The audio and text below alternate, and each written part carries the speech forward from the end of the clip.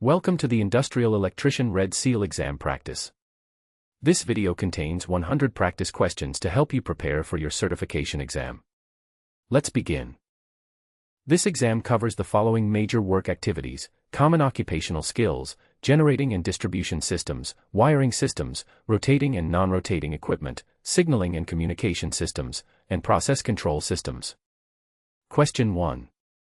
An industrial electrician must perform maintenance on a 4160 volts motor starter. The lockout procedure requires multiple locks. What determines the correct lockout sequence? A. The energy flow path from source to the point of work isolation. B. The seniority of the workers performing the scheduled maintenance tasks.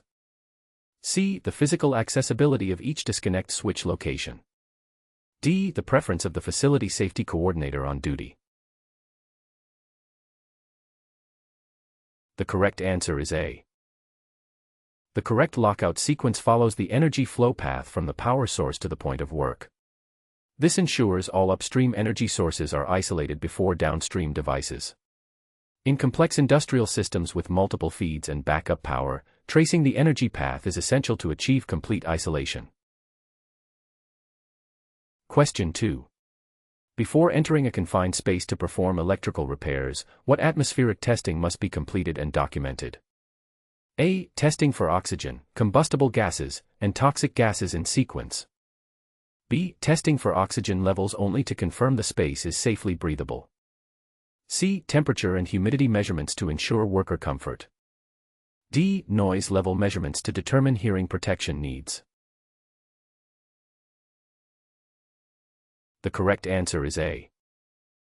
Confined space entry requires atmospheric testing for oxygen content, combustible gases, and toxic gases in that specific sequence. Oxygen is tested first because the combustible gas sensor requires adequate oxygen to function properly. Results must be documented before entry and continuous monitoring is required during work. Question 3. When using a clamp-on ammeter to measure current on a single conductor in a three-phase circuit, what error occurs if the neutral is included in the measurement? A. The reading will be exactly double the actual phase current value. B. The measurement will be accurate if the load is perfectly balanced. C. The ammeter will display an error code due to the conflicting magnetic fields. D. The reading will show the vector sum rather than individual phase current. The correct answer is D. If the neutral conductor is included with a phase conductor in a clamp-on measurement, the meter reads the vector sum of the currents rather than the phase current alone. The neutral carries the unbalanced current, which partially cancels the phase current in the magnetic field seen by the clamp, producing an inaccurate reading. Question 4. When reviewing drawings for an industrial facility expansion, the electrician notices the new motor loads will bring the existing 600-volt switchgear to 95% of its rated capacity. What should be addressed before proceeding? A. Requesting drawings with higher resolution for measurement verification. B. Scheduling training for operators on the new motor control sequences. C. Ordering additional nameplates for the new motor control centers. D. Conducting a coordination study to verify protection selectivity remains adequate. The correct answer is D. Operating switchgear at 95% capacity significantly reduces the safety margin and may affect protection coordination. A coordination study verifies that protective devices still trip in the proper sequence under higher fault conditions. Without this analysis, upstream devices may trip before downstream devices, causing unnecessary plant outages. Question 5. On an industrial electrical drawing, a dashed line connecting two symbols indicates what relationship between the devices. A. The devices share a common power supply circuit breaker. B. Future installation is planned but not currently implemented. C. The devices are located in different buildings or designated plant areas. D. There is mechanical interlocking between the represented devices. The correct answer is D. A dashed line between symbols on electrical drawings typically represents a mechanical connection or interlocking relationship. This is commonly seen with reversing contactors, multi-speed motors, or safety interlocks where one device position affects another device's operation through physical linkage rather than electrical signals. Question 6. What material property makes stainless steel unistrut preferred over galvanized steel in chemical processing environments? A. Superior resistance to corrosion from chemical exposure and moisture. B. Higher mechanical strength allowing longer support spans. C. Better electrical conductivity for equipment grounding purposes. D. Lower material cost for large-scale industrial installations. The correct answer is A. Stainless steel provides superior corrosion resistance in chemical environments where acids, caustics, or other corrosive substances are present.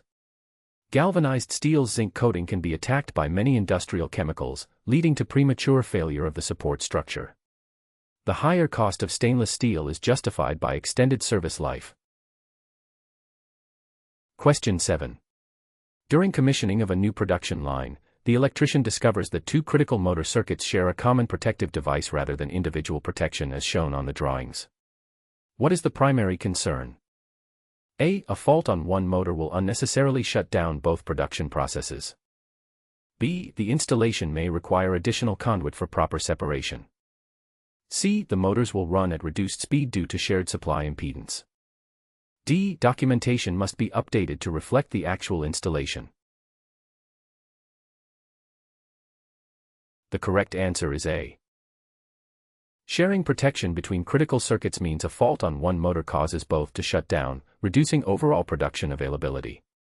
Critical processes typically require selective coordination where only the faulted circuit trips. The drawing discrepancy suggests either a field change or installation error that impacts the facility's operational strategy. Question 8.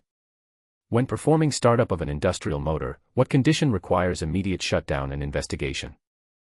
A. The ammeter shows starting current at 6 times the rated full load current. B. The motor reaches full speed within 3 seconds of energization. C. Smoke or unusual odor is detected from the motor or its connections. D. The motor runs at nameplate voltage with balanced phase currents. The correct answer is C. Smoke or unusual odors indicate overheating that can result from shorted windings, loose connections, bearing failure, or overload conditions. Immediate shutdown prevents winding insulation damage that would require motor rewinding or replacement. High starting current and rapid acceleration are normal characteristics of properly sized motors. Question 9. When mentoring an apprentice on industrial troubleshooting techniques, what approach best develops their diagnostic skills? A. Providing the solution directly to minimize production downtime. B. Assigning them to read manufacturer manuals while you complete repairs. C. Asking guided questions to help them analyze symptoms systematically. D. Allowing them to attempt repairs without guidance to learn from mistakes. The correct answer is C. Guided questioning develops the apprentice's critical thinking and systematic troubleshooting skills. By asking what they observe, what could cause those symptoms, and how to verify their hypothesis, the mentor helps them build a logical diagnostic process. This approach creates competent troubleshooters rather than technicians who only follow procedures. Question 10. A 3-phase utility service to an industrial plant shows unbalanced phase voltages of 478 volts, 482 volts, and 488 volts. What is the most likely impact on connected motor loads? A. Motors will operate efficiently as the average voltage is acceptable. B. Motor speed will fluctuate proportionally to the voltage variations. C. Only single-phase motors will be affected by the voltage difference. D. Motors will draw increased current with potential overheating due to voltage unbalance. The correct answer is D. Voltage unbalance causes negative sequence currents in 3-phase motors, which create heating without producing useful torque. A 2% voltage unbalance can increase motor heating by 8 to 10% due to the square law relationship. The unbalance shown, approximately 2%, requires investigation and possible load rebalancing to prevent motor damage. Question 11. When connecting a new 600 volts, 2000 amps service entrance, what determines the minimum cross-sectional area of the main bonding jumper? A. The ampere rating of the largest overcurrent device protecting the service entrance. B. The total connected load calculated using demand factors from the code. C. The cross-sectional area of the ungrounded service entrance conductors. D. The impedance of the utility transformer feeding the service location. The correct answer is C. The main bonding jumper size is based on the largest ungrounded service entrance conductor size using a table from the electrical code. For large services, the bonding jumper is typically 12.5% of the phase conductor area. This ensures the bonding jumper can carry sufficient fault current to operate protective devices during ground faults. Question 12. A 1200 amp circuit breaker feeding an industrial motor control center trips during a fault, but the 400 amps feeder breaker to the faulted circuit does not trip. What protection coordination issue does this indicate? A. The main breaker tripped on overload rather than short circuit fault. B. The feeder breaker has a lower interrupting rating than the available fault current. C. The time current coordination between the breakers allows incorrect trip sequence. D. The main breaker instantaneous setting is lower than its design rating. The correct answer is C. When an upstream breaker trips before a downstream breaker during a fault, it indicates a coordination failure. The protective device's time current curves are not properly coordinated, allowing the main breaker to trip faster than the feeder. This causes unnecessary shutdown of all loads on the MCC rather than just the faulted circuit. Question 13. When installing ground fault protection on a solidly grounded 600-volt system, at what current level must the protection operate for equipment protection? A. At 30 mA to provide personal protection equivalent to a GFCI. B. At 1200 amperes or less with a maximum time delay of 1 second. C. At the full load rating of the largest connected motor in the system. D. At 1.5 times the main overcurrent device rating with inverse time delay. The correct answer is B. For services over 1000 amps at 600 volts, ground fault protection must operate at a maximum of 1200 amps with a maximum time delay of 1 second. This setting provides equipment protection against arcing ground faults which may not draw enough current to trip standard overcurrent devices. Personnel protection, 30 mA GFCI, is a separate requirement. Question 14. A VFD-fed pump motor trips on undervoltage during a utility voltage sag. The VFD is set to ride through momentary voltage dips. What should be investigated first? A. The motor insulation resistance may have degraded below acceptable levels. B. The VFD DC bus capacitors may be weakened and unable to sustain voltage. C. The pump may be cavitating and drawing excessive current during the event. D. The utility voltage may be dropping below the ride-through capability. The correct answer is D. Before assuming equipment failure, verify the utility voltage sag depth and duration against the VFD's specified ride-through capability. Many VFDs can ride through sags to 80% for 100 milliseconds, but deeper or longer sags will trip the drive. Power quality monitoring data from the event helps determine if the trip was within or beyond the drive's design parameters. Question 15. When installing a 600 volts industrial distribution panel, what determines the required short circuit current rating, SCCR? A. The sum of all branch circuit breaker ampere ratings in the panel. B. The available fault current at the point of installation on the system. C. The main breaker ampere rating multiplied by a safety factor of 1.25. D. The interrupting capacity of the smallest breaker installed in the panel. The correct answer is B. The panel's SCCR must equal or exceed the available fault current at its installation point. This ensures the equipment can safely interrupt or withstand the maximum fault current the electrical system can deliver. A fault current calculation based on transformer size and impedance determines this value. Question 16. Infrared scanning of a 600 volts distribution panel reveals a bus bar connection that is 35 degrees Celsius above ambient, while other connections show only 5 degrees Celsius rise. Load currents are within ratings. What is the most likely cause? A. The bus bar material is different from the other installed connections in the panel. B. Normal heating variation due to convection patterns within the enclosure. C. High resistance connection from loose hardware or oxidized contact surfaces. D. Harmonic currents causing skin effect heating on the specific bus section. The correct answer is C. A localized hot spot significantly above other similar connections indicates a high resistance joint. Loose bolted connections or oxidized mating surfaces create resistance that generates heat. This condition worsens over time as heat causes further oxidation. Immediate investigation and retearquing or contact surface cleaning is required to prevent failure. Question 17. When installing a UPS system for critical industrial controls, what determines the required battery backup runtime? A. The physical size of the electrical room available for battery installation. B. A standard minimum of 30 minutes for all industrial UPS installations. C. The time required for an orderly shutdown of protected processes plus safety margin. D. The utility's average outage duration based on historical reliability data.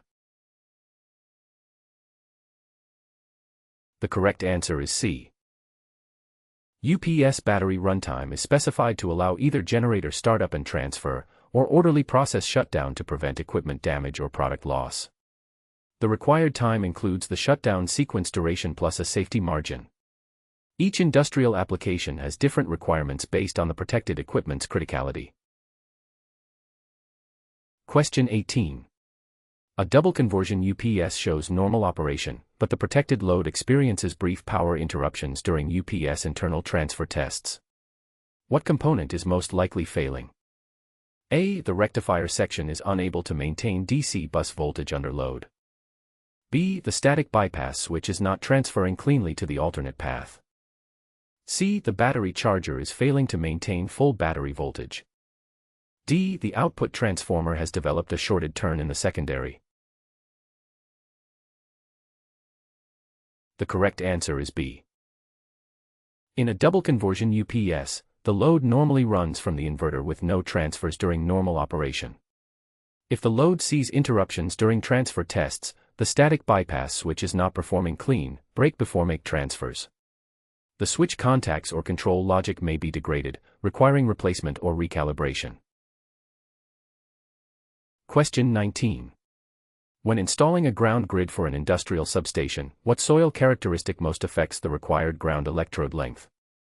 A. The moisture content at the surface layer during installation season. B. The density of the soil after compaction around the installed ground electrodes. C. The ambient temperature range throughout the annual weather cycle. D. The soil resistivity value measured at the installation location depth. The correct answer is D. Soil resistivity, measured in ohm meters, directly determines how effectively ground electrodes can dissipate fault current.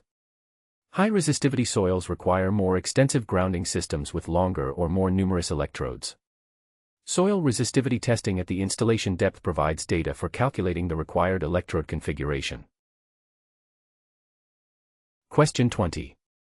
Ground fault indication alarms repeatedly on an ungrounded 600 volts delta industrial system, but fault location testing finds no measurable fault. What condition should be investigated? A. The ground fault relay sensitivity is set too low for the system capacitance.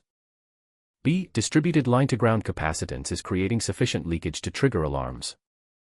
C. The indicating lamps or ground detection system has developed intermittent internal faults.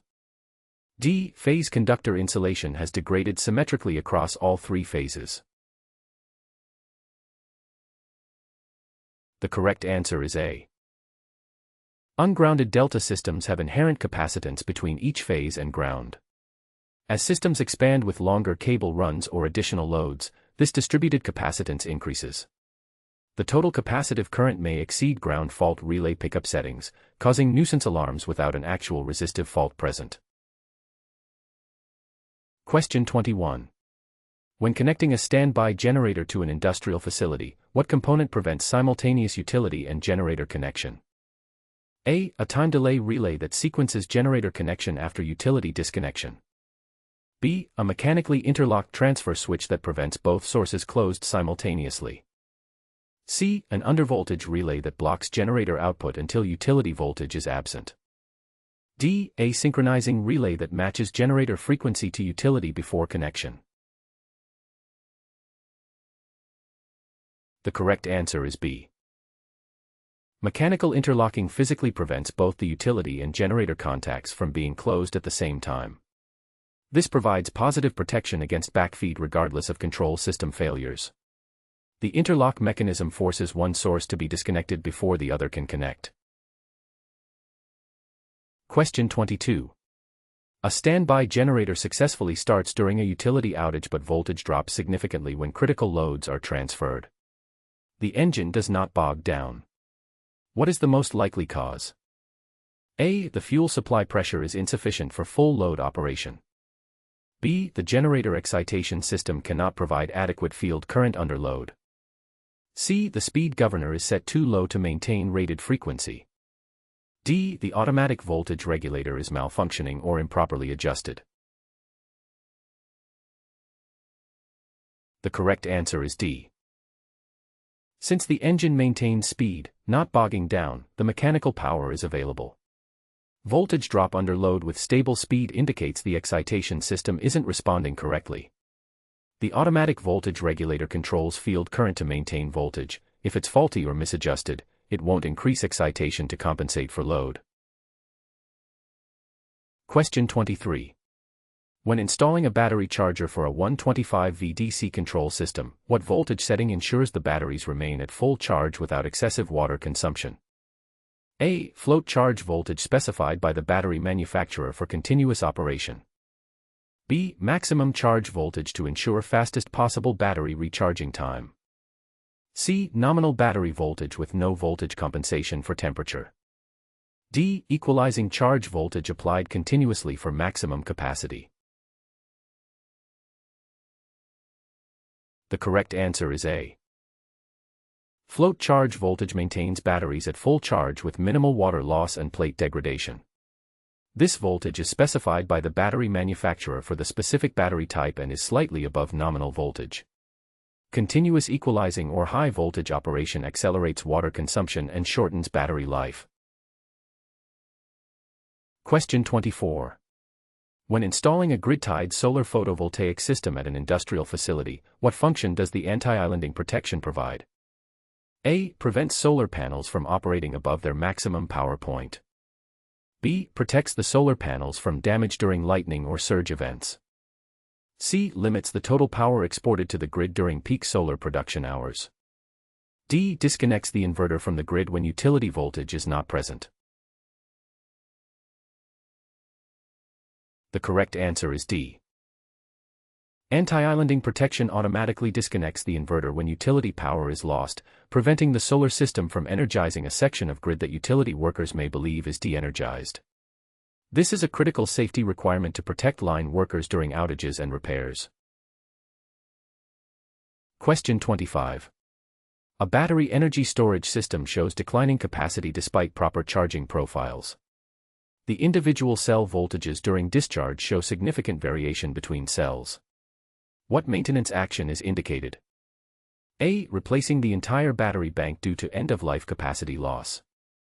B. Increasing the charging voltage to compensate for the observed capacity reduction. C. Identifying and replacing weak cells that are limiting system performance.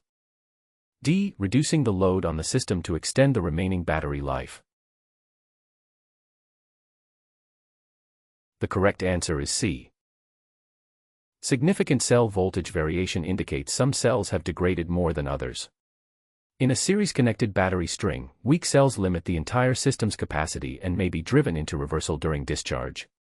Identifying and replacing individual weak cells can restore system performance without full bank replacement. Question 26. What is the primary purpose of using SF6 gas in high-voltage industrial switchgear? A. To cool the switchgear contacts during normal current carrying operation. B. To provide arc extinction and electrical insulation in a compact space. C. To prevent moisture accumulation within the switchgear enclosure. D. To reduce the weight of the switchgear compared to oil-filled designs. The correct answer is B. Sulfur hexafluoride, SF6, has exceptional dielectric strength and arc-quenching capability, allowing high-voltage switchgear to be built much smaller than air-insulated designs. The gas quickly extinguishes arcs when contacts open, and its insulating properties allow closer spacing between live parts. Question 27. During testing of medium-voltage cables in an industrial plant, the insulation resistance test shows acceptable readings but the DC Hippett test causes breakdown. What does this pattern typically indicate? A. The megger was not applying sufficient test voltage for accurate measurement. B. Normal aging characteristics of medium-voltage cable insulation systems. C. Contamination or defects that become conductive under high-voltage stress. D. The test equipment polarity was reversed during the Hippett application. The correct answer is C. Insulation resistance testing at relatively low voltage, 500 volts, 2500 volts, may not reveal defects that break down under operating voltage stress. High potential testing at or above rated voltage exposes contamination, moisture, or physical damage that becomes conductive only when the electric field stress exceeds a threshold. This indicates the cable may fail in service. Question 28. What is the primary function of a control power transformer in an industrial motor control center? A. To step down voltage to operate control circuits and pilot devices. B. To regulate the voltage supplied to variable frequency drives. C. To isolate the motor control center from utility power disturbances. D. To boost starting current for large industrial motor applications. The correct answer is A. Control power transformers, CPTs, step down the 600 volts or 480 volts distribution voltage to 120 volts for operating control circuits, indicator lamps, and pilot devices. This provides isolation between power and control circuits and allows standardized control components regardless of the distribution voltage level. Question 29. When connecting a three-phase transformer in delta Y configuration, what phase shift occurs between primary and secondary voltages? A. No phase shift occurs between primary and secondary line voltages. B. A 30-degree phase shift occurs between primary and secondary voltages. C. A 60-degree phase shift occurs between corresponding primary and secondary. D. A 180-degree phase shift occurs indicating reversed polarity connections. The correct answer is B. Delta Y and Y delta transformer connections inherently produce a 30-degree phase shift between primary and secondary line voltages. This is significant when paralleling transformers. Only transformers with the same vector group can be paralleled without circulating currents. The phase shift direction depends on connection polarity. Question 30. Dissolved gas analysis of a medium voltage transformer shows elevated levels of hydrogen and methane but low levels of acetylene. What fault condition does this pattern suggest? A. Severe arcing damage that requires immediate transformer removal from service. B. Low temperature thermal degradation of insulation oil or paper components. C. Normal oil aging with no significant fault condition developing. D. Corona or partial discharge activity from a developing high-voltage fault. The correct answer is B. Hydrogen and methane with low acetylene indicate thermal decomposition at temperatures below 700 degrees Celsius, suggesting a localized overheating problem such as a hot spot in windings or connections. High acetylene would indicate high-temperature arcing. This pattern requires investigation but typically allows continued operation with increased monitoring. Question 31. When bonding metal piping systems to the electrical ground in an industrial facility, what installation method ensures an effective low-impedance connection? A. Cleaning the pipe surface to bare metal and using listed bonding clamps. B. Using pipe clamps on painted or coated surfaces for easier installation. C. Connecting only to the piping system at a single point near the main panel. D. Using plastic insulated clamps to prevent galvanic corrosion issues. The correct answer is A. Effective bonding requires low impedance connections between metal systems. Cleaning the pipe to bare metal removes paint, scale, and coatings that create high resistance joints. Listed bonding clamps are designed to bite into metal and maintain contact despite vibration and thermal cycling. Question 32. When sizing current limiting fuses for a motor branch circuit, what characteristic must be verified to ensure coordination with the motor starter overload relay? A. The fuse interrupting rating must exceed the motor locked rotor current. B. The fuse let-through current at maximum fault must be below the motor contribution. C. The fuse time current curve must clear the motor starting inrush without nuisance trips. D. The fuse voltage rating must match the exact motor nameplate voltage. The correct answer is C. Motor branch circuit fuses must be sized to allow the motor's inrush current to flow during starting without operating the fuse. The fuse time current curve is compared to the motor's starting current magnitude and duration. Too small a fuse trips during normal starts, too large compromises short circuit protection. Question 33.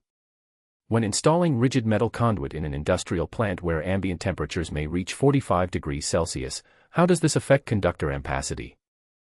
A. Ampacity is unaffected as conduit provides shielding from ambient heat. B. Conductor insulation type must be changed regardless of ampacity ratings. C. Larger conduit must be used to provide additional air circulation for adequate cooling. D. Ampacity must be reduced using temperature correction factors from code tables. The correct answer is D. Elevated ambient temperatures reduce the ability of conductors to dissipate heat, requiring ampacity derating. Temperature correction factors from electrical code tables are applied to the base ampacity when ambient temperatures exceed 30 degrees Celsius. This ensures conductors do not exceed their insulation temperature rating during operation. Question 34. An industrial electrician finds that VFD cable runs are routed in the same cable tray as sensitive instrumentation signals. Operators report erratic readings on process instruments. What is the connection? A. The VFD cables are drawing power from the instrumentation circuit supply. B. The cable tray grounding is inadequate for the combined fault current. C. High-frequency switching noise from VFD output is coupling into instrument signals. D. The cable weight has exceeded the tray capacity causing physical damage. The correct answer is C. VFD output cables carry high-frequency switching waveforms that create electromagnetic interference. When routed near sensitive 4 to 20 mA or low-voltage instrumentation signals, this noise couples into the signal cables through capacitive and inductive mechanisms, causing erratic readings. Separation or shielded cables are required. Question 35. When pulling large conductors through conduit, what compound is applied to the cables to reduce pulling tension? A. Petroleum-based grease for maximum friction reduction. B. Wire pulling lubricant compatible with the cable insulation material. C. Soap and water mixture as a low-cost pulling solution. D. No lubricant is permitted as it may damage cable insulation. The correct answer is B. Cable pulling lubricants specifically designed for electrical applications reduce friction without damaging insulation. These lubricants must be compatible with the cable jacket material, XLPE, PVC, EPR, etc. Petroleum products and incompatible compounds can degrade certain insulation types, leading to premature cable failure. Question 36.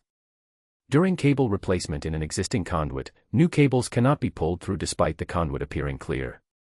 Vacuum testing shows no blockage. What is the most likely problem? A. The old cable left residual lubricant that has hardened in the conduit. B. Thermal expansion has permanently reduced the internal conduit diameter. C. The conduit has internal corrosion creating rough surfaces that grip cables. D. Accumulated bends exceed the maximum total degrees permitted for pulling. The correct answer is D. Total bends in a conduit run affect pulling difficulty exponentially. Multiple 90-degree bends can make pulling impossible even when the conduit is technically clear. Code limits total bends to 360 degrees between pull points. If the accumulated bends exceed this, installing a pull box or choosing an alternate route is required. Question 37. What environmental protection does a NEMA Type 4X enclosure rating provide for industrial electrical equipment? A. Protection against electromagnetic interference from adjacent equipment. B. Protection against wind-blown dust, rain, splashing water, and corrosion. C. Protection against explosive atmospheres in classified hazardous locations. D. Protection against high ambient temperatures above 50 degrees Celsius. The correct answer is B. NEMA Type 4X enclosures provide protection against wind-blown dust, rain, splashing water, hose-directed water, and corrosion. The X suffix indicates corrosion resistance, making them suitable for food processing, chemical plants, and outdoor applications where both moisture and corrosive environments exist. Question 38.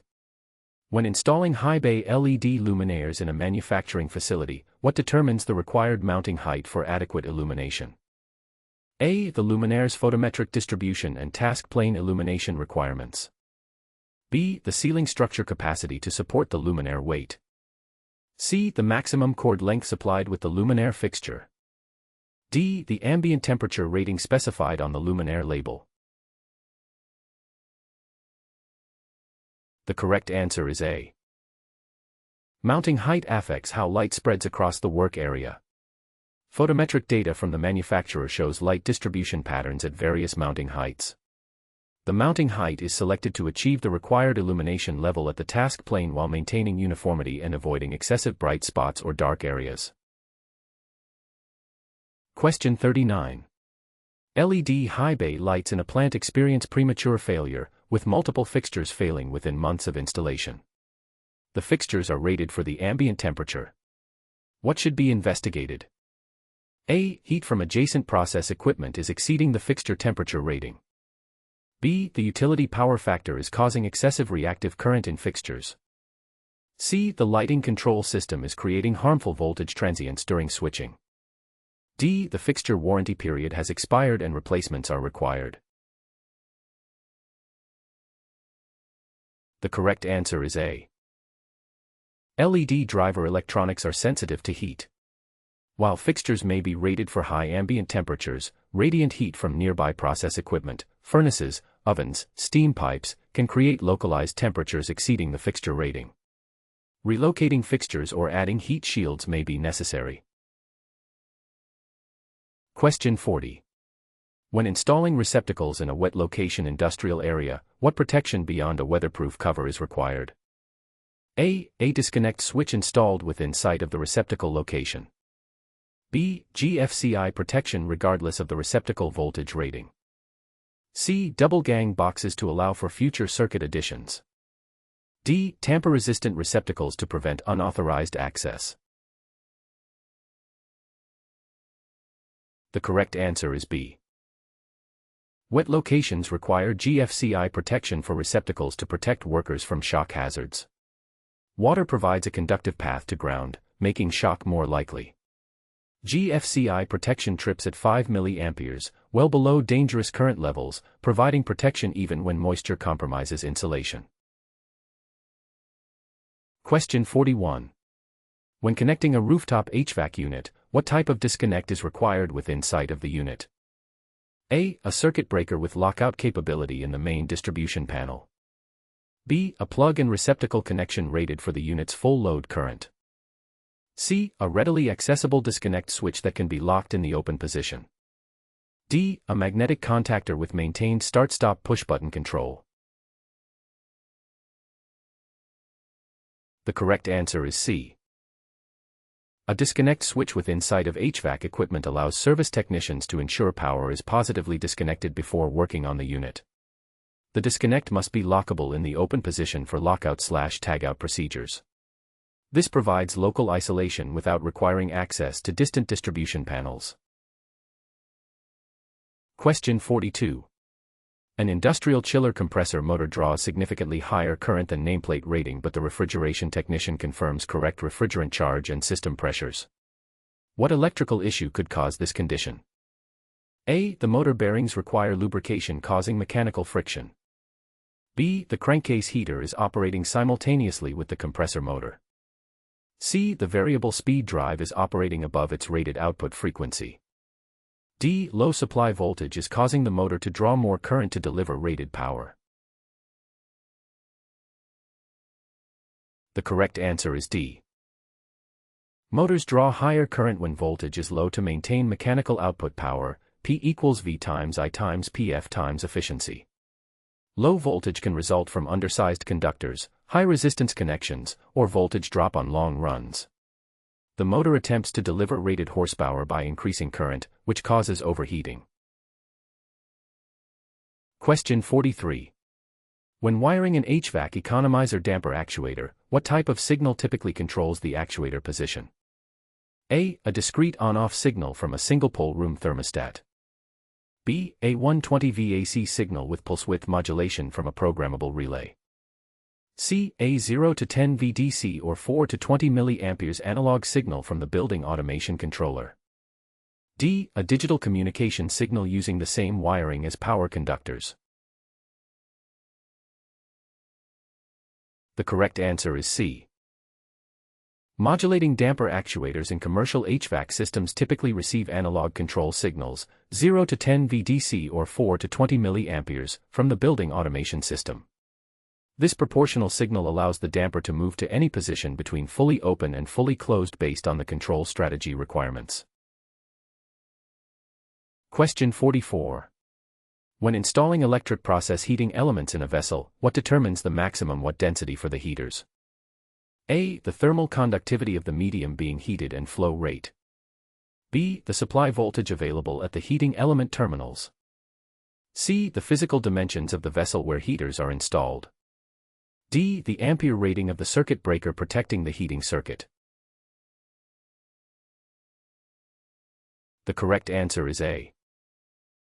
Watt density, watts per square inch of heater surface, must be matched to the medium's ability to absorb heat. High conductivity fluids with good flow allow higher watt densities. Exceeding the proper watt density causes localized overheating, element damage, and potential product degradation. Question 45. A three-phase industrial oven shows one zone running cold despite all three heating contactors energizing.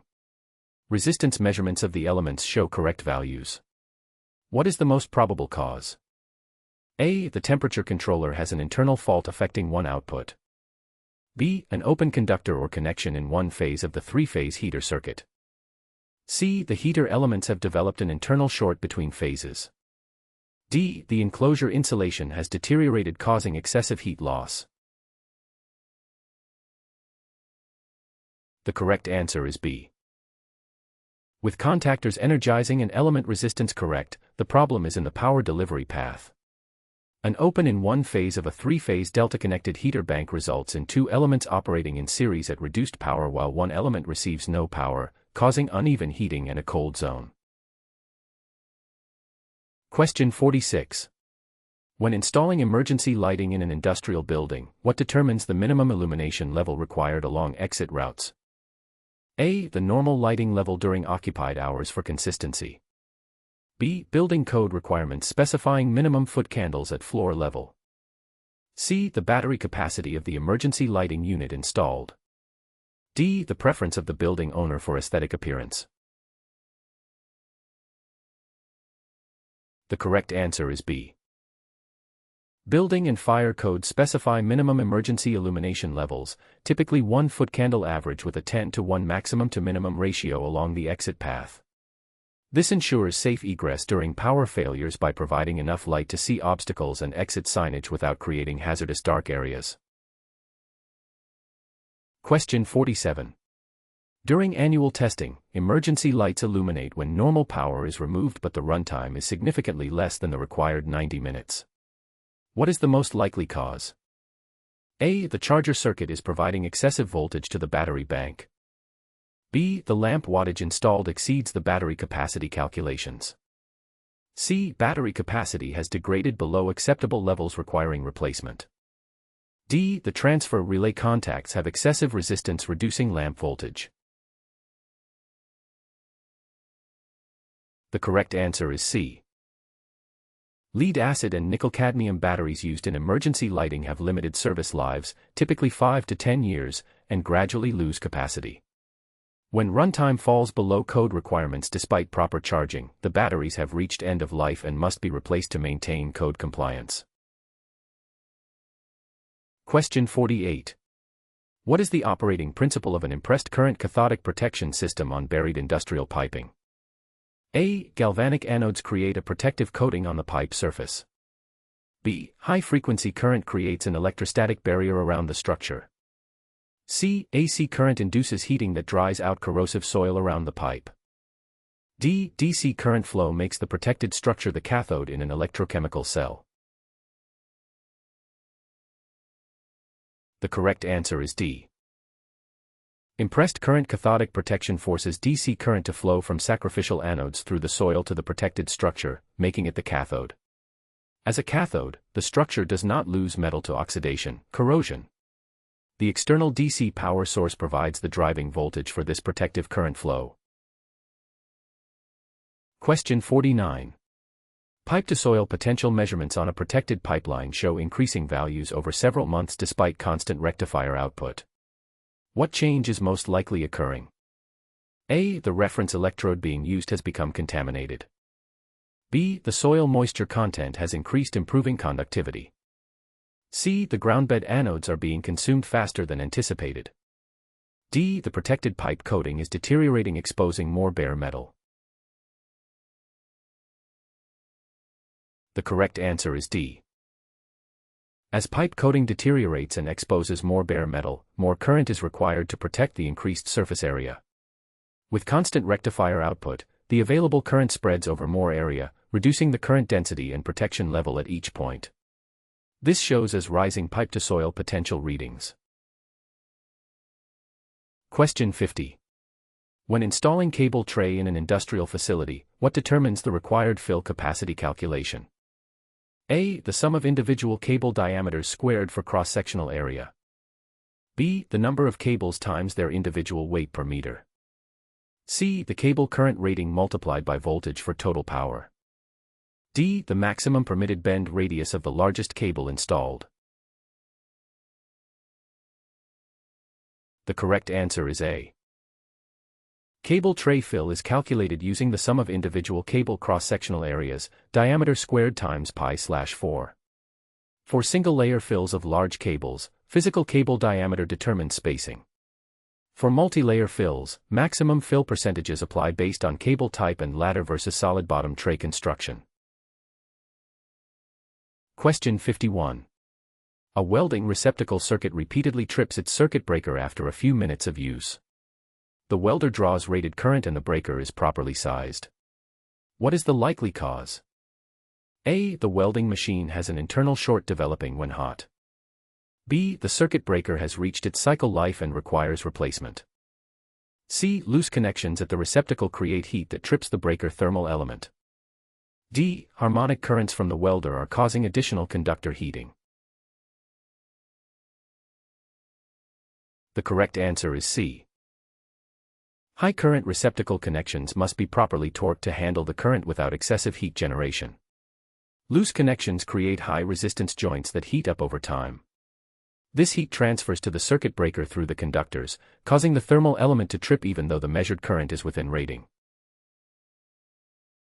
Question 52. When mounting junction boxes on exterior industrial equipment exposed to vibration, what installation method prevents conductor damage? A. Installing flexible conduit sections to absorb vibration and movement. B. Using rigid conduit connections with no flexible sections. C. Mounting boxes on rigid stands isolated from the vibrating equipment. D. Using solid conductors rather than stranded to resist vibration fatigue. The correct answer is A. Flexible conduit sections between junction boxes and vibrating equipment prevent vibration from transferring to conduit and conductor connections. This absorbs movement that would otherwise cause conductor fatigue failures and work connections loose. The flexible section must be rated for the application and properly supported. Question 53. A motor starter contactor repeatedly welds shut on the same phase. The contacts have been replaced twice with the same result. What underlying issue should be investigated? A. The control voltage is too high, causing excessive contact closing force. B. The motor starting current is creating excessive arcing during initial contact bounce.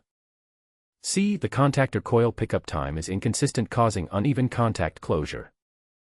D. Phase unbalance or single phasing is forcing excessive current through one contact. The correct answer is D. Repeated welding on one phase suggests that phase carries significantly more current than the others. Phase unbalance or loss of one phase, single phasing, forces the motor to draw increased current on the remaining phases. The most heavily loaded contact welds due to the excessive heat and arcing. Question 54. When installing a Y-delta motor starter for a 100 horsepower motor, what is the purpose of the transition timing relay? A. To delay motor starting until process conditions are suitable. B. To allow sufficient motor acceleration in Y before switching to delta. C. To prevent simultaneous energization of Y and delta contactors. D. To provide overload protection during the reduced voltage starting period. The correct answer is B. The transition timer allows the motor to accelerate adequately in the reduced voltage Y configuration before transitioning to the full voltage delta connection. If the transition occurs too early, the motor hasn't reached sufficient speed and will draw high current when switched to delta. The timer is set based on the motor and load characteristics. Question 55. An electronic overload relay trips immediately when a motor is started, but the motor runs normally when jumpered around the overload. Current measurements show normal starting current. What is the most likely issue? A. The motor full load ampere setting on the overload is too low. B. The overload relay has failed internally and must be replaced. C. The overload current transformers are not matched to the circuit conductors. D. The motor starting time exceeds the overload relay's preset trip class. The correct answer is C. Electronic overloads use current transformers, CTs, to sense motor current. If the CTs are the wrong ratio, not properly installed around the conductors, or conductors are routed incorrectly through them, the sense current will be incorrect. This can cause immediate tripping even with normal actual motor current. Question 56. When installing a current sensing relay for motor load monitoring, where in the circuit should the current transformer be located? A. On the line side of the motor starter contactor for continuous monitoring.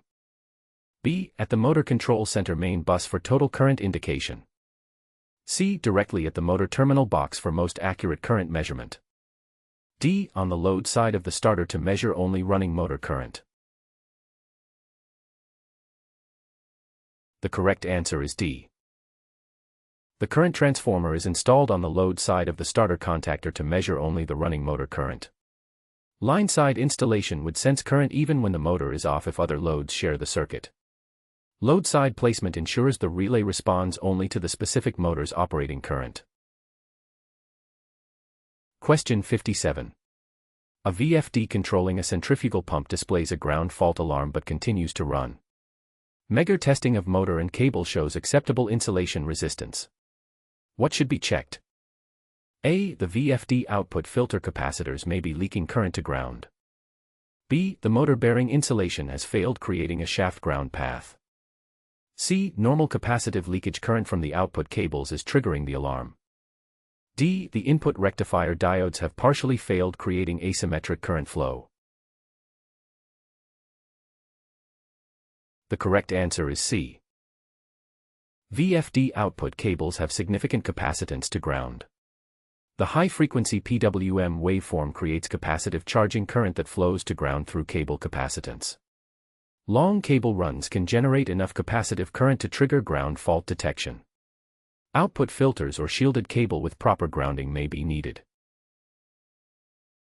Question 58. When programming a VFD for a variable torque fan application, what parameter setting optimizes energy savings? A. Setting the carrier frequency to the maximum available value. B. Programming fixed acceleration and deceleration ramp times. C. Enabling automatic voltage optimization or energy saving mode. D. Setting the slip compensation to maximum for improved regulation. The correct answer is C. Variable torque loads like fans and pumps follow the affinity laws where power varies with the cube of speed. Enabling the VFD's automatic voltage optimization or energy saving mode reduces the voltage to frequency ratio at light loads, further reducing motor losses and energy consumption beyond what speed reduction alone provides. Question 59. A VFD-controlled conveyor operates normally at low speeds but trips on overcurrent when commanded to high speed. The motor is sized correctly for the load. What should be investigated? A. The DC bus capacitors have degraded and cannot supply the required current. B. The VFD acceleration time is too fast for the conveyor's mechanical inertia. C. The motor's thermal capacity is being exceeded at high-speed operation. D. The VFD output transistors are failing under high-frequency switching stress. The correct answer is B. When acceleration time is too short for a high-inertia load, the VFD must provide excessive current to accelerate the mass quickly.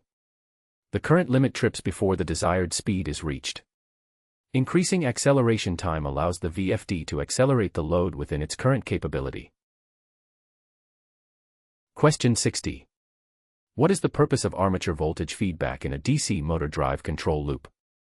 A. To limit the maximum speed the motor can achieve at full voltage. B. To provide speed regulation by comparing actual voltage to the reference. C. To detect armature winding faults and provide protection tripping. D. To synchronize multiple motors operating on the same production line process.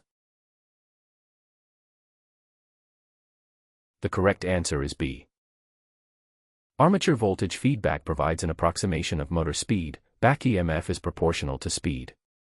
The control loop compares this feedback to the speed reference and adjusts firing angle or pulse width to maintain the commanded speed despite load changes. More sophisticated drives use tachometer feedback for improved accuracy.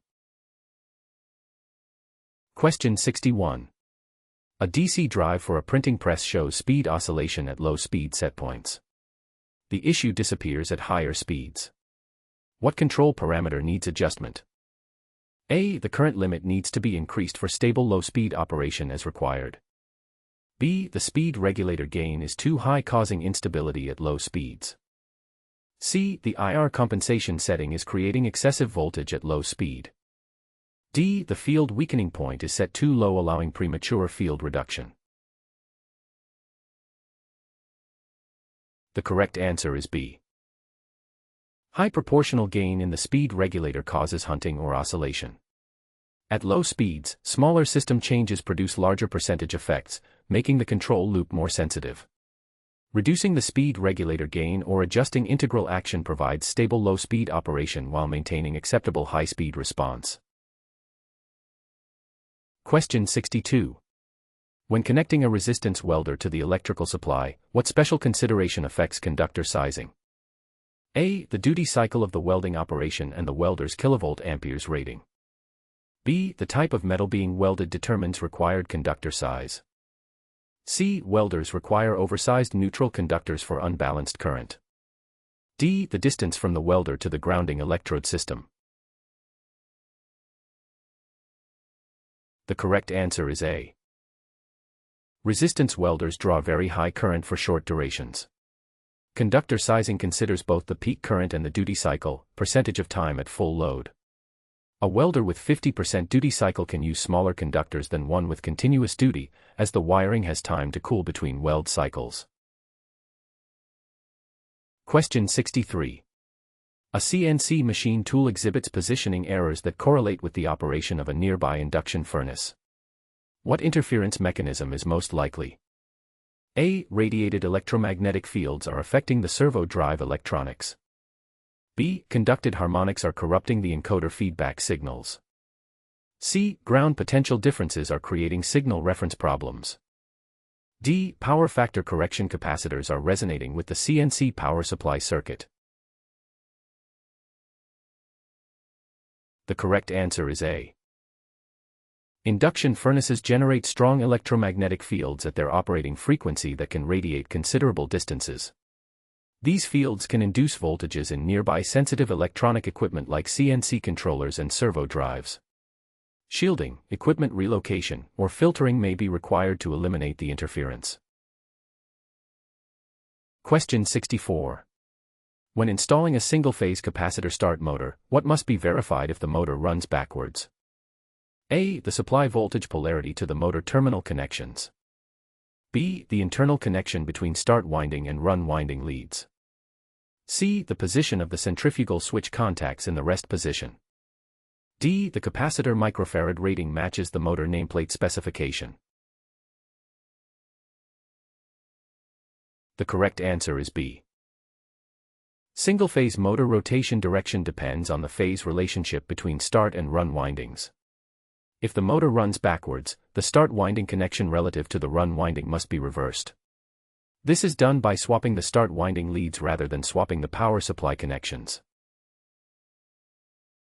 Question 65. A single-phase motor starts but runs with a loud humming noise and reduced torque. The run winding resistance measures correctly, but the start winding shows infinite resistance. What has failed? A. The motor bearings have ceased preventing normal rotation speed.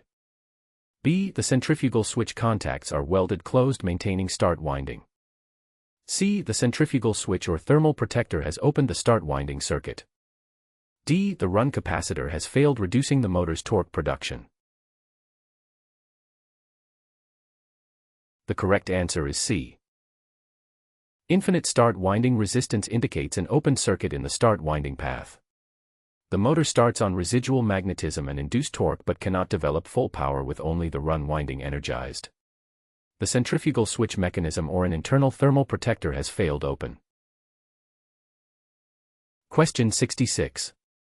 When installing a three-phase motor with thermistor protection, how should the thermistor circuit be connected? A. In series with the motor power conductors as a current limiter. B. To a dedicated thermistor relay that opens the control circuit on overtemperature.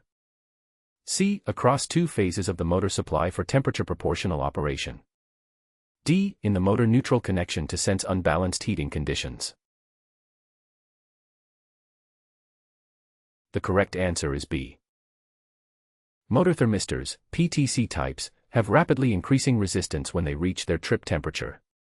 They connect to a thermistor relay or monitoring device that detects the resistance change and opens the motor control circuit. This provides direct winding temperature protection rather than indirect current-based protection. Question 67. A three-phase motor draws 15% more current on one phase than the others despite balanced supply voltage. The motor runs normally without overheating. What condition does this indicate? A. The motor has a developing turn-to-turn short in one-phase winding. B. One-phase conductor connection has higher resistance than the others. C. The motor's internal winding temperature devices are affecting current flow. D. Normal manufacturing tolerance variations in the stator winding resistance. The correct answer is A. Balanced voltage with unbalanced current, particularly one-phase high, suggests an internal motor fault, likely a developing turn-to-turn short in one winding. The shorted turns draw additional circulating current, raising that phase current. The motor may run normally until the fault progresses and causes failure. Question 68. What distinguishes a DC series motor from a DC shunt motor in terms of speed characteristics? A. Series motors operate at constant speed regardless of load torque. B. Series motors can run away to dangerous speeds under no-load conditions. C. Shunt motors provide higher starting torque for heavy industrial load applications.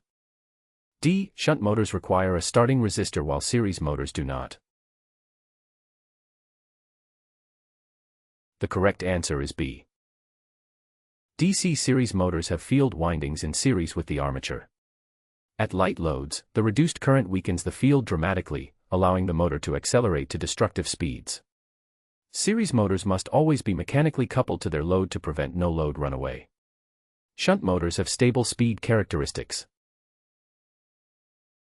Question 69.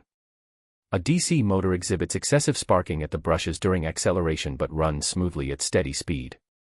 The commutator surface appears good and brushes are properly seated. What is the most likely cause? A. The brush spring tension is incorrect for the application requirements. B. The field winding resistance is higher than specification causing weak field.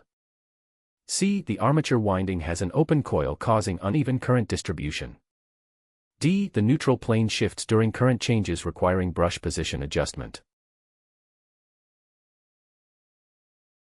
The correct answer is D. During acceleration, armature current changes rapidly. The magnetic field created by armature current, armature reaction, shifts the electrical neutral plane. If brushes are not positioned correctly or if interpoles are improperly adjusted, sparking occurs during current changes. At steady state with constant current, the neutral plane is stable. Question 70. When installing a soft starter for a pump motor, what parameter prevents water hammer during pump shutdown? A. The current limit setting that restricts maximum starting current. B. The initial torque setting that provides controlled and reduced starting torque. C. The soft stop or pump stop function that gradually reduces motor speed. D. The bypass contactor that transfers the motor to line voltage. The correct answer is C. Soft starters with pump stop functionality gradually reduce voltage to ramp down motor speed over a controlled time period. This prevents the sudden deceleration that causes water hammer, pressure surge, in pumping systems. The slow deceleration allows water column momentum to dissipate gradually. Question 71. When commissioning a VFD, the motor auto-tune function measures motor parameters. What measurements does this process typically perform? A. Voltage and current waveform harmonics at the motor terminals. B. Cable capacitance and inductance between drive and motor. C. Mechanical load inertia and friction torque characteristics. D. Motor stator resistance, inductance, and flux current requirements. The correct answer is D. Auto-tune measures the motor's electrical parameters, stator resistance, inductance, magnetizing current, to optimize the VFD's current and voltage control. This allows the drive to accurately calculate torque, provide proper flux, and match its output to the specific motor. Some drives perform static tests while others require shaft rotation. Question 72. When installing an air compressor with automatic start-stop control, what pressure switch adjustment prevents rapid cycling? A. Setting the cut-in pressure as close as possible to the cut-out pressure. B. Setting both pressures at the exact rated working pressure of the system. C. Providing adequate differential between the cut-in and cut-out pressures. D. Using a fixed pressure rather than adjustable pressure sensing. The correct answer is C. Adequate differential, dead band, between cut-in and cut-out pressures prevents the compressor from cycling rapidly as pressure fluctuates around a single set point. Too small a differential causes frequent starts that overheat the motor and wear mechanical components. Typical differential is 20 to 30% of the cut-out pressure. Question 73. A motor that has been in storage for 2 years before installation shows low insulation resistance readings. The motor is clean and dry. What procedure may restore acceptable insulation resistance? A. Replacing the motor because insulation degradation is irreversible. B. Operating the motor at reduced voltage to gradually restore insulation. C. Applying a high-voltage DC test to break down the contamination layer. D. Applying space heaters or low-voltage energization to drive out absorbed moisture. The correct answer is D. Motor insulation can absorb moisture during storage, reducing insulation resistance without permanent damage. Controlled heating using space heaters or low-voltage energization, 10 to 20% of rated, evaporates absorbed moisture and restores insulation resistance. This drying process should continue until readings stabilize at acceptable values. Question 74.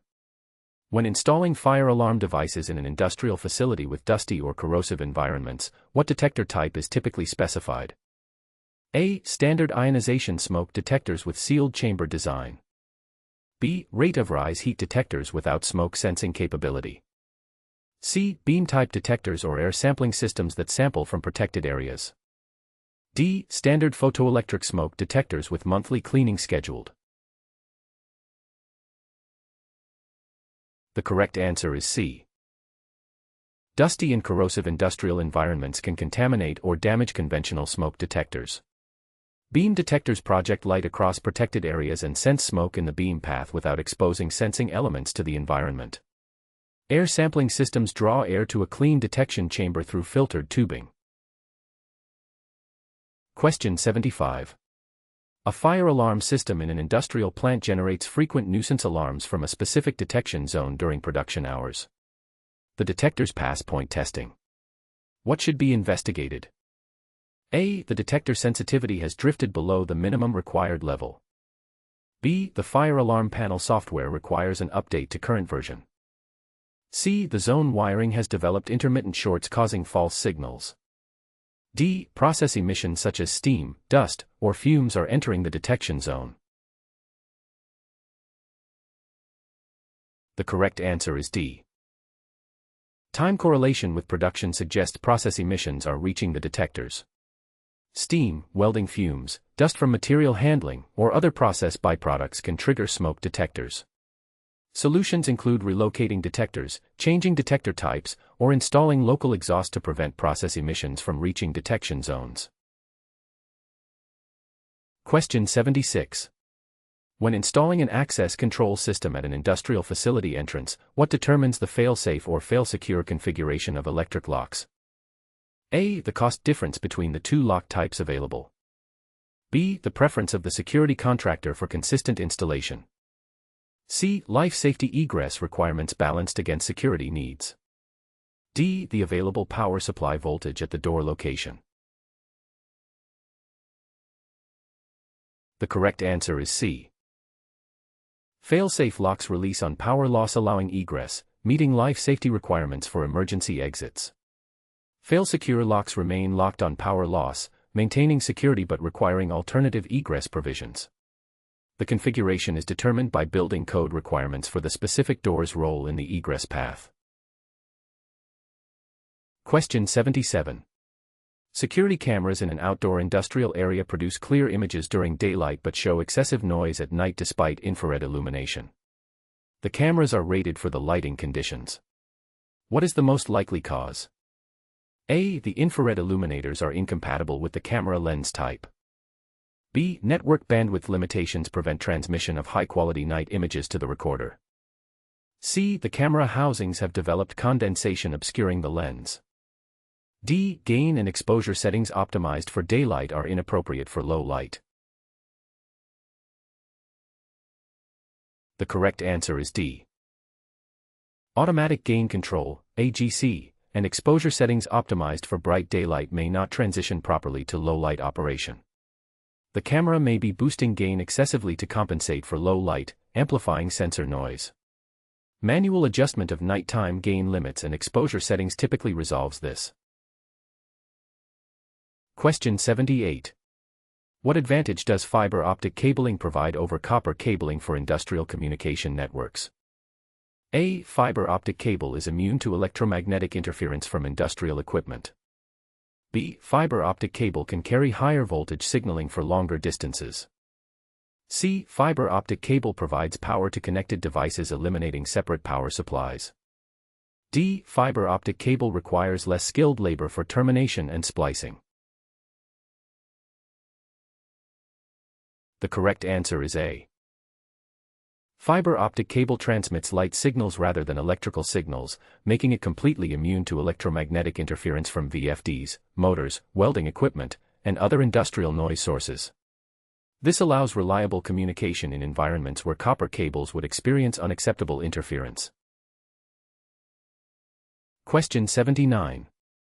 An industrial Ethernet network experiences intermittent communication failures between PLCs. Cable certification shows all links passing.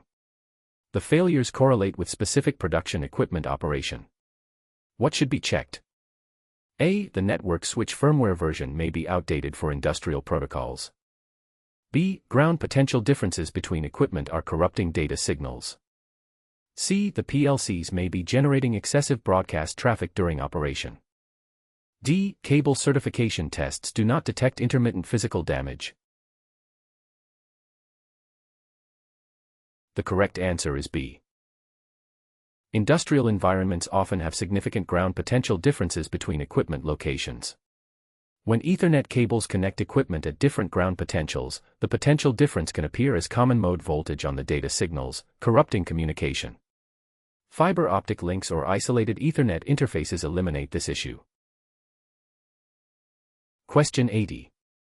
When installing a building automation controller that communicates using BACnet MS/TP protocol, what bus termination is required? A. 120 ohm resistors at each end of the daisy chain communication bus. B. Capacitors at each device connection for noise filtering. C. No termination as BACnet MS/TP is self-terminating. D. Active repeaters between each device on the communication loop. The correct answer is A. BACnet MS/TP uses RS-485 physical layer which requires termination resistors at both ends of the daisy chain bus to prevent signal reflections. Standard termination is 120 ohms matching the cable characteristic impedance. Improper termination causes communication errors especially at higher baud rates. Question 81. A building automation system shows correct setpoints and modes, but controlled HVAC equipment does not respond as expected. Communication to the controller is confirmed working. What should be verified first? A. The field devices, actuators, valves, dampers, are receiving control signals and functioning. B. The control algorithms in the BAS programming require software updates. C. The setpoint schedules have been overwritten by the facility management system. D. The network communication speed is insufficient for real-time control. The correct answer is A. When the BAS shows correct operation but physical equipment doesn't respond, the problem is likely between the controller output and the field device.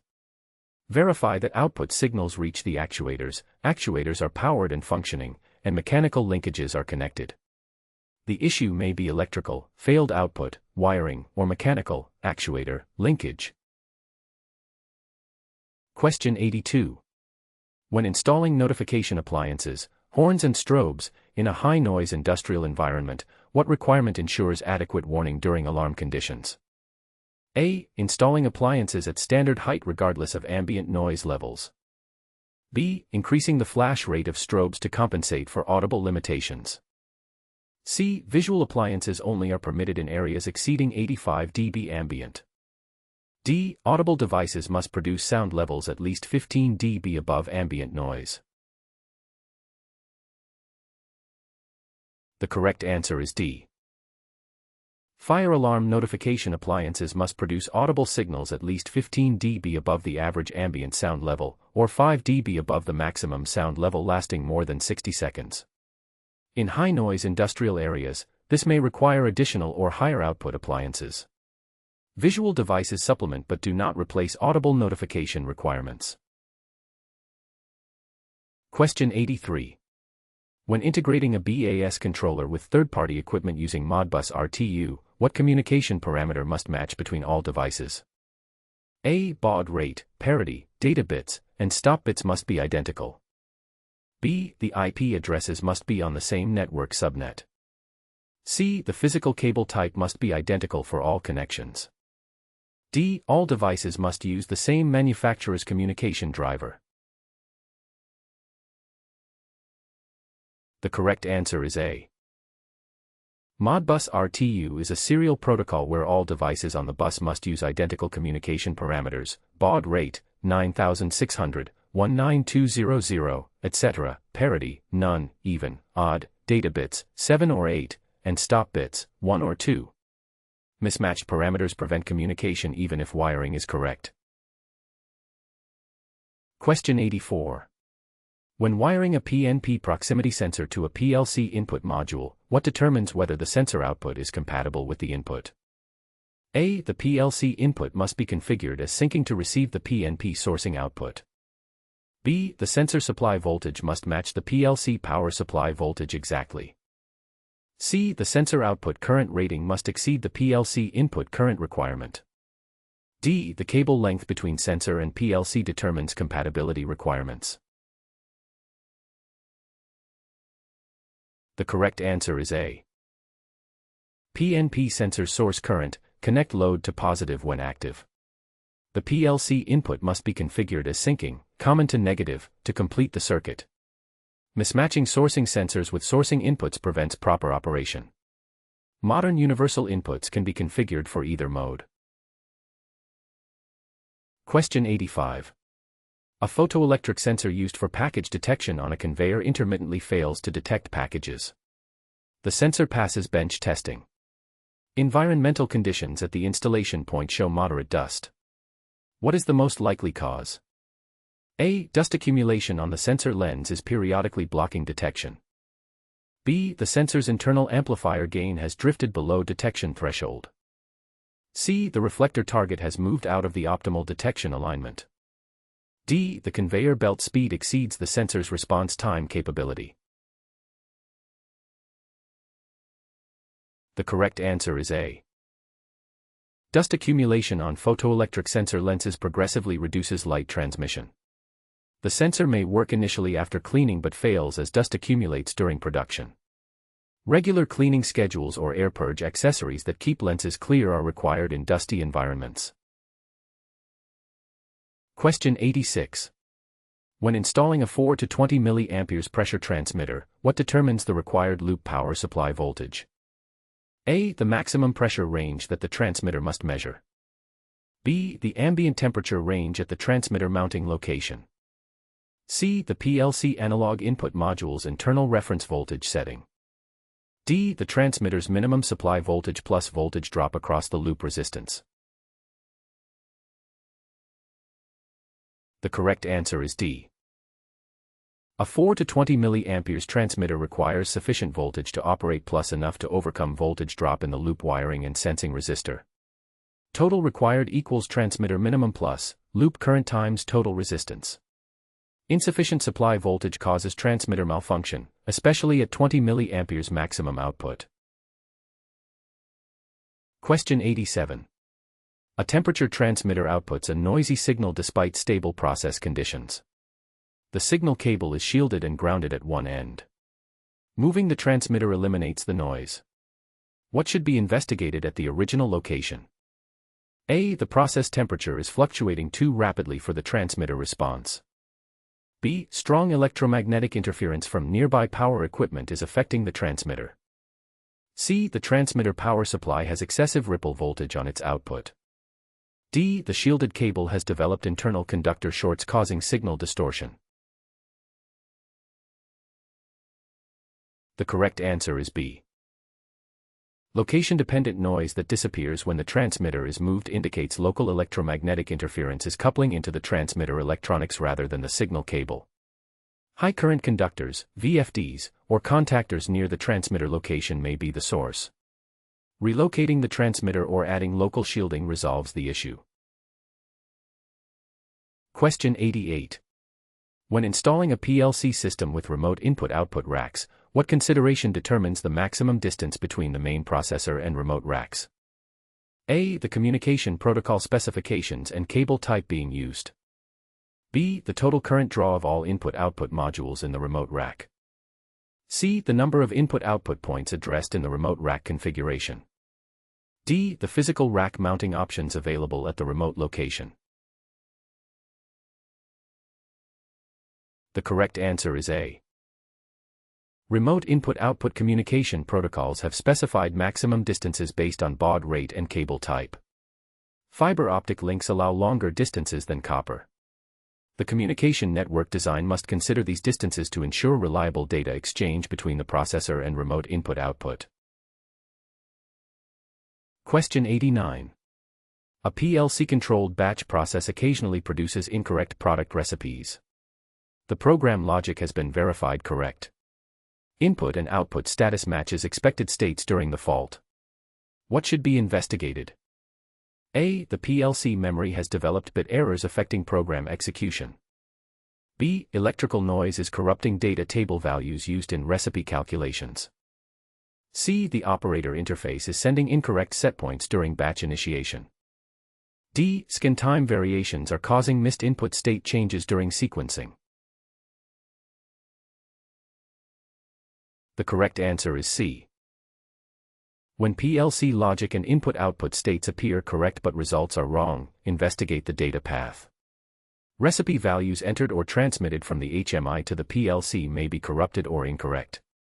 Communication errors, HMI database issues, or operator entry errors can cause correct logic to produce incorrect results with bad input data. Question 90.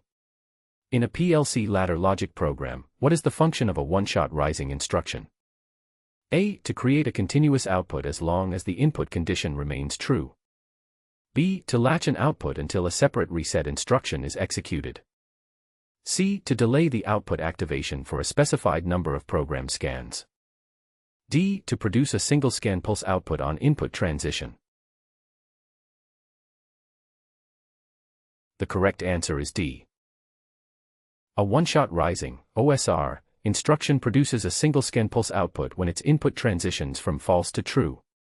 This is used to trigger events that should occur only once per input activation, such as incrementing counters or initiating sequences, regardless of how long the input remains active.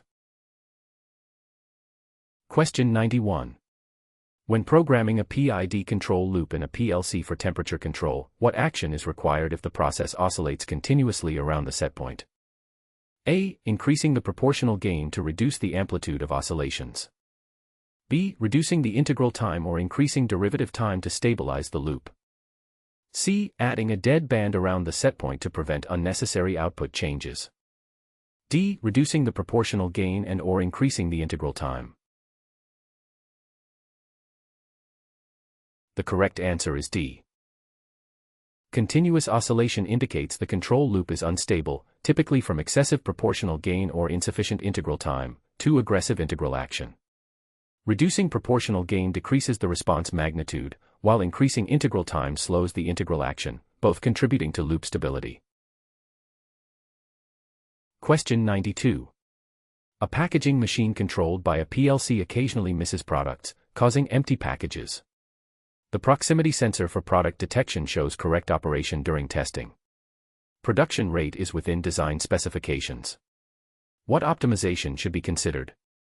A. Reducing the PLC scan time or using interrupt processing for the detection input. B. Replacing the proximity sensor with a higher quality certified industrial grade unit. C. Increasing the gap between products to allow more detection time per item.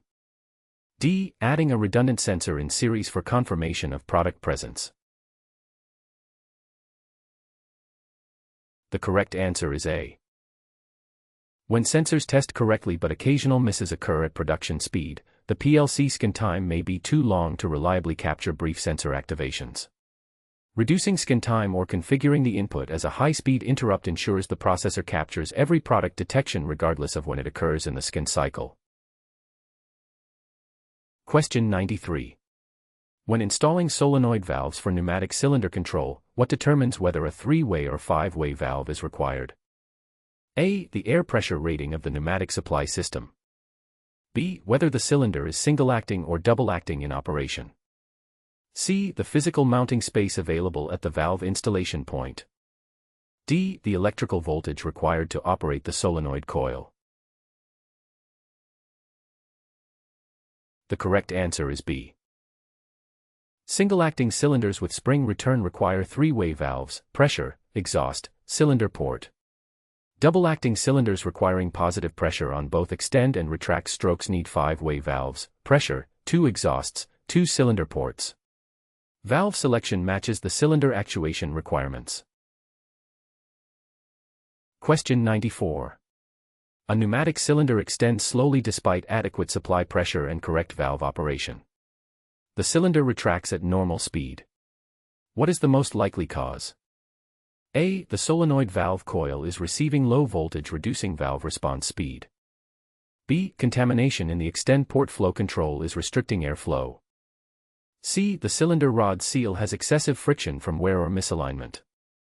D. The air compressor is unable to maintain pressure during extension cycles. The correct answer is B. Speed difference between extend and retract indicates a problem in one direction's air path. Since retract is normal, the supply and exhaust systems work correctly.